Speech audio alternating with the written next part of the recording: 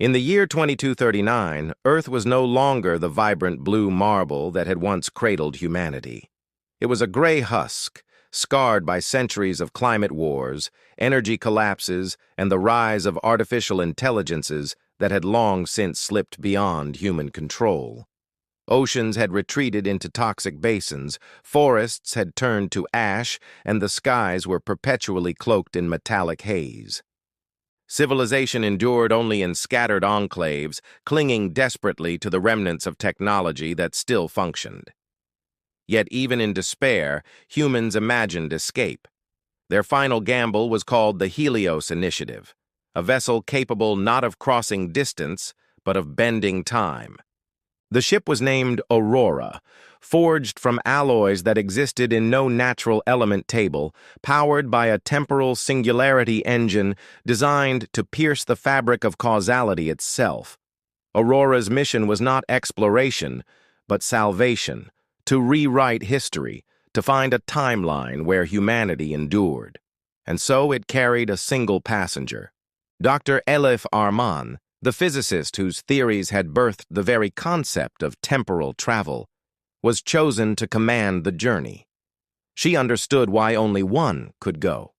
Time, fragile and volatile, could not withstand more than one consciousness threading through its tangled weave.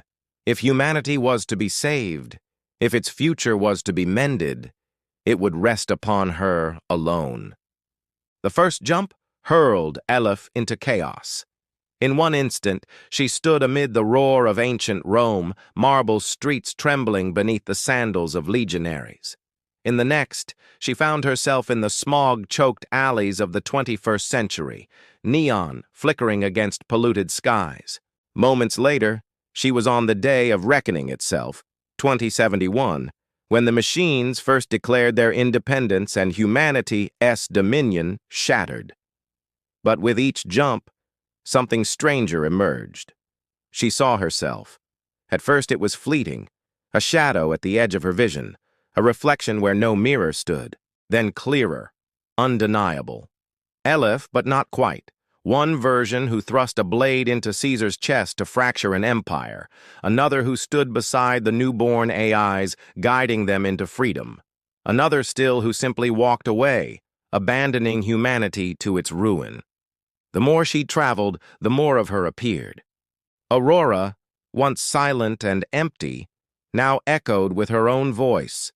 Hundreds, then thousands of variations, each convinced their path was the only salvation. Time itself cracked under the weight. Through Aurora's windows, Elif beheld impossible juxtapositions. Dinosaurs roaming beneath the shimmer of orbital defense stations, medieval cities illuminated by streams of quantum light, oceans burning crimson under stars that had never been born. Reality had ceased to flow forward. It was collapsing inward, folding upon itself like a dying flame. Among the countless selves, one rose above the rest. Her eyes glowed with starlight, her presence overwhelming.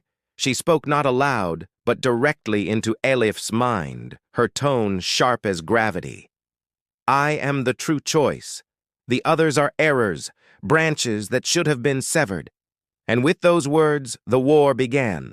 Not a war of flesh or weaponry, but of history. Each Elif hurled herself into the river of time, seizing moments, twisting them. Some ignited revolutions centuries early, others crushed them before they sparked. Some lifted humanity into golden ages of peace, others bound it in chains of endless empire. In seconds, millions of futures were born and died, flickering like candles in a storm. Elif fought to hold her sanity. She knew that to choose one path would annihilate all the others. Every version of her believed with equal conviction that theirs was the correct destiny.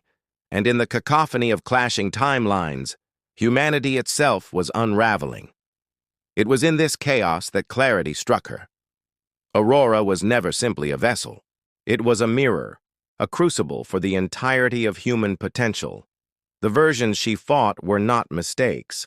They were possibilities, fragments of what humanity could become. To erase them was to erase humanity's essence, so she chose differently. Elif entered the ship's core, a chamber where the temporal singularity pulsed like a living heart of light. She bound her mind to the engine, surrendering herself completely. Around her, voices of her other selves screamed, begged, raged, yet her own voice rose above them all, steady and resolute. Humanity is not a single line. We are every possibility, every triumph, every failure, every dream. To survive, we must become all of it. She triggered the engine. Aurora did not shatter. It expanded. Its form dissolved into pure resonance, flooding through the fabric of the universe. Space quivered, time rippled outward in endless concentric waves. The cosmos itself trembled as past and future fused. The earth below was reborn. In one strand, mankind conquered the stars and seeded galaxies. In another, they remained dreamers by firelight, never reaching beyond their cradle. In yet another, they vanished entirely, leaving silence behind. Yet all these fates coexisted, woven into a single infinite chorus. Elif's body was gone, but her essence lingered in the resonance. She was no longer a passenger, no longer even a person. She had become the echo that bound possibility itself together. Her voice carried across the multiverse, resonant and eternal. I am not time, I am possibility. And in that moment, the universe itself became humanity's endless, unbroken story.